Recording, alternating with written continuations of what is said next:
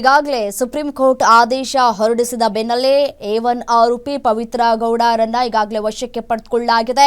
ಮತ್ತೊಂದು ಕಡೆ ಪ್ರದೋಷ್ನನ್ನು ಕೂಡ ತಮ್ಮ ವಶಕ್ಕೆ ತೆಗೆದುಕೊಂಡಿದ್ದಾರೆ ಅಧಿಕಾರಿಗಳು. ಈಗ ದರ್ಶನ್ ಅವರನ್ನ ವಶಕ್ಕೆ ಪಡೆದುಕೊಳ್ಳಬೇಕಾಗಿದೆ. ಅವರೇ ಬಂದು ಸರೆಂಡರ್ ಆಗ್ತೀನಿ ಅಂತ ಕೂಡ ಈಗಾಗಲೇ ಹೇಳಿಕೆಯನ್ನ ಕೊಟ್ಟಿದ್ದಾರೆ. ಸೊ ಈಗ ಇರುವಂತಹ ಪ್ರಶ್ನೆ, ದರ್ಶನ್ ಎಲ್ಲಿದ್ದಾರೆ ಅಂತ ಹೇಳಿ, ದರ್ಶನ್ ಮುಂದಿರುವಂತಹ ಆಯ್ಕೆಗಳು ಯಾವ್ಯಾವು ಅನ್ನುವಂತಹ ಪ್ರಶ್ನೆಗಳು ಕೂಡ ಕಾಡ್ತಾ ಇದೆ. ಸೊ ಏನು ಅನ್ಕೊಂಡ್ಬಿಟ್ಟಿದ್ದಾರೆ ಏನೋ ಗೊತ್ತಿಲ್ಲ. ನಿಜಕ್ಕೂ ಸಿನಿಮಾದಲ್ಲಿ ಹೇಗೆ ಅರೆಸ್ಟ್ ಆಗ್ತಾರೆ ಹಾಗೆ ಅಂತ ತಿಳ್ಕೊಂಡ್ಬಿಟ್ಟಿದ್ದಾರಾ ಹೇಗೆ ಅನ್ನೋದು ಗೊತ್ತಿಲ್ಲ. ಸೊ ಹಾಗಾಗಿ ಹೊರಗಡೆ ಬಂದ ಮೇಲೆ ಅವರ ನಡವಳಿಕೆಗಳು ಕೂಡ ಬಹಳ ಪ್ರಾಮುಖ್ಯತೆಯನ್ನು ಪಡೆದುಕೊಂಡಿದೆ ಅಂತ ಕಾಣಿಸ್ತಾ ಇದೆ. ಸುಪ್ರೀಂ ಕೋರ್ಟ್ ಕೊಟ್ಟಿರುವಂತಹ ತೀರ್ಪನ್ನು ನಾವು ಗಮನಿಸ್ತಾ ಹೋಗೋದಾದರೆ, ಈ ಕನ್ನಡ ಚಿತ್ರರಂಗದಲ್ಲಿ ಓಡ್ತಾ ಇದ್ದಂತಹ ಕುದುರೆ ಇವಾಗ ನೋಡಿ ಹೇಗಾಗಿದೆ ಅಂತ ಹೇಳಿ. ಲಗಾಮಾಕೋರು ಯಾರೂ ಇರಲಿಲ್ಲ, ಆ ರೀತಿಯಾಗಿ ಓಡ್ತಾ ಇತ್ತು ಕುದುರೆ. ಬಟ್ ಈಗ ಈ ರೇಣುಕಾಸ್ವಾಮಿ ಹತ್ಯೆ ಆದ ಬಳಿಕ ಆದಂತಹ ಬದಲಾವಣೆ ಇಡೀ ತಮ್ಮ ಕೆರಿಯರ್ಗೆ ಯಾವ ರೀತಿಯಾದಂತಹ ಕಪ್ಪು ಚುಕ್ಕೆಯಾಗಿ ಅವರಿಗೆ ಈ ಒಂದು ಪ್ರಕರಣ ಮುಳುವಾಗ್ತಾ ಇದೆ ಅಂತ ನೋಡಿ. ಈಗ ಇನ್ನೂ 6 ತಿಂಗಳ ಕಾಲಾವಕಾಶ ತೀರಾ ಕಡಿಮೆ ಅಂತ ಕೂಡ ಹೇಳಲಾಗ್ತಾ ಇದೆ. ಸುಪ್ರೀಂ ಕೋರ್ಟ್ ಪ್ರತಿಯಲ್ಲಿ ಏನೆಲ್ಲ ಉಲ್ಲೇಖ ಮಾಡಲಾಗಿದೆ ಅನ್ನೋದು ಈಗ ಒಂದು ಕಡೆ ಪ್ರಶ್ನಾರ್ಥಕವಾಗಿದೆ. ಬೇಲೆ ಸಿಗೋದಿಲ್ವಾ ಅನ್ನುವಂತಹ ಪ್ರಶ್ನೆ ಒಂದು ಕಡೆ ಕಾಡ್ತಾ ಇದ್ರೆ,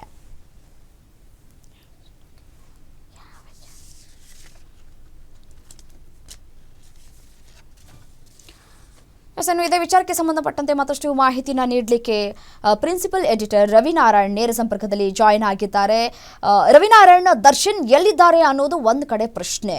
ಮತ್ತೊಂದು ಕಡೆ ಈಗಾಗಲೇ ಪವಿತ್ರ ಗೌಡ ಪ್ರದೋಷ್ನನ್ನ ಅರೆಸ್ಟ್ ಮಾಡಲಾಗಿದೆ. ನೆಕ್ಸ್ಟ್ ಅಂತ ಹೇಳಿ, ಮುಂದಿನ ಪ್ರೊಸೀಜರ್ಸ್ಗಳು ಯಾವ ರೀತಿಯಾಗಿ ಇರುತ್ತೆ ಅಂತ ಹೇಳಿ ಮಾಹಿತಿ ನೀಡ್ತಾ ಹೋಗೋದಾದ್ರೆ.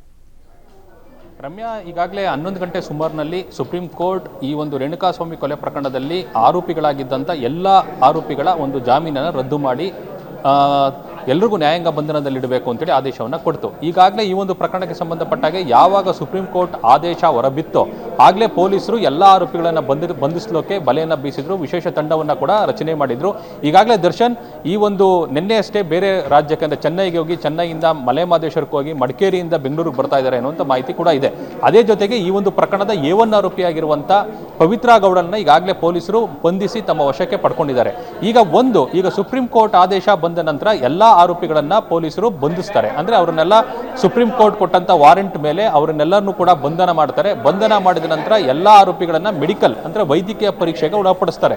ವೈದ್ಯಕೀಯ ಪರೀಕ್ಷೆಯ ಒಂದು ರಿಪೋರ್ಟ್ ಅನ್ನ ಪಡೆದುಕೊಂಡು ಕೋರ್ಟ್ಗೆ ಸಲ್ಲಿಕೆ ಮಾಡಿ, ಕೋರ್ಟ್ ಮುಂದೆ ಎಲ್ಲ ಆರೋಪಿಗಳನ್ನ ಹಾಜರುಪಡಿಸಿ ಸುಪ್ರೀಂ ಕೋರ್ಟ್ ಯಾವ್ಯಾವ ಅಂಶಗಳ ಮೇಲೆ ಆರೋಪಿಗಳಿಗೆ ಬೇಲನ್ನ ರದ್ದು ಮಾಡಿದೆ ಮತ್ತೆ ಅವರನ್ನ ನ್ಯಾಯಾಂಗ ಬಂಧನಕ್ಕೆ ಇಡಬೇಕು ಅಂತೇಳಿ ಒಂದು ಸುಪ್ರೀಂ ಕೋರ್ಟ್ ಆದೇಶದ ಪ್ರತಿಯನ್ನ ಕೂಡ ಕೊಡ್ತಾರೆ. ಆನಂತರ ಸೆಷನ್ಸ್ ಕೋರ್ಟ್ ಅವರೆಲ್ಲರೂ ಕೂಡ ನ್ಯಾಯಾಂಗ ಬಂಧನದಲ್ಲಿಟ್ಟು ಅವರ ವಿಚಾರಣೆಯನ್ನು ಕೂಡ ಅಂದ್ರೆ ಈ ಒಂದು ಪ್ರಕರಣದ ಅರ್ಜಿ ವಿಚಾರಣೆಯನ್ನ ನಡೆಸಬೇಕಾಗಿದೆ.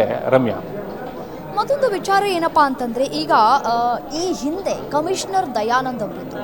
ಈ ಸಂದರ್ಭದಲ್ಲಿ ಅವರನ್ನ ನಿಜಕ್ಕೂ ನೆನಪು ಮಾಡ್ಕೊಳ್ಬೇಕು. ಯಾಕೆಂತಂದ್ರೆ ಅವರು ಮಾಡಿದಂತಹ ಕಾರ್ಯವೈಖರಿ ಏನಿದೆಯಲ್ಲ, ಎಷ್ಟು ಬೇಗ ಆರೋಪಿಗಳನ್ನ ಅರೆಸ್ಟ್ ಮಾಡಿದ್ರು, ಕೋರ್ಟ್ಗೆ ಪ್ರೊಡ್ಯೂಸ್ ಮಾಡಿದ್ರು, ಮತ್ತೆ ಯಾವ ರೀತಿಯಾಗಿ ತನಿಖೆ ಸಾಕ್ತು ಅನ್ನುವಂತಹ ವಿಚಾರವನ್ನು ನಾವು ಇಲ್ಲಿ ನೆನಪು ಮಾಡ್ಕೊಳ್ಬೇಕಾಗತ್ತೆ. ಮತ್ತೆ ಪೊಲೀಸ್ನವರು ಮನ್ಸು ಮಾಡದೆ ಏನು ಬೇಕಾದ್ರೂ ಮಾಡ್ತಾರೆ ಅನ್ನೋದಕ್ಕೆ ಈ ಒಂದು ಪ್ರಕರಣ ಸಾಕ್ಷಿ ಅಂತ ಕಾಣಿಸುತ್ತೆ.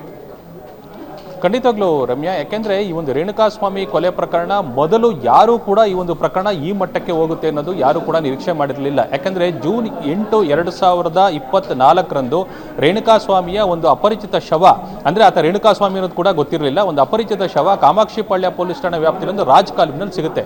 ಈ ಒಂದು ಪ್ರಕರಣದ ತನಿಖೆಯನ್ನು ಪ್ರಾರಂಭ ಮಾಡಿದಂತ ಪೊಲೀಸರಿಗೆ ಈತ ಯಾರು ಅನ್ನೋದು ಕೂಡ ಯಾವತ್ತೂ ಗೊತ್ತಿರಲಿಲ್ಲ.